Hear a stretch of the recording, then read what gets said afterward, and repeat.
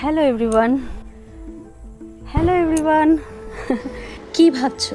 যারা এখনো ভিডিও করতে ভয় পাচ্ছ, কিভাবে ভিডিও করবে সেটাই ভাবছো তো? আচ্ছা, তোমরা একবার ভাবো তো, মাসের শেষে যখন টাকা শেষ হয়ে যায়, কিস্তি দিতে গিয়ে যখন জমি বিক্রি করতে হয়, ঘরে যখন চাল ডাল নুন তেল কিছুই থাকে না, দিনের পর দিন দোকানে বাকি রাখতে হয়, বাচ্চার মুখে ভালো খাবার দেওয়ার জন্য মানুষের কাছে হাত পাততে হয়, বাচ্চাকে ভালো একটা স্কুলে দেওয়ার জন্য টাকার অভাবে পড়তে হয়।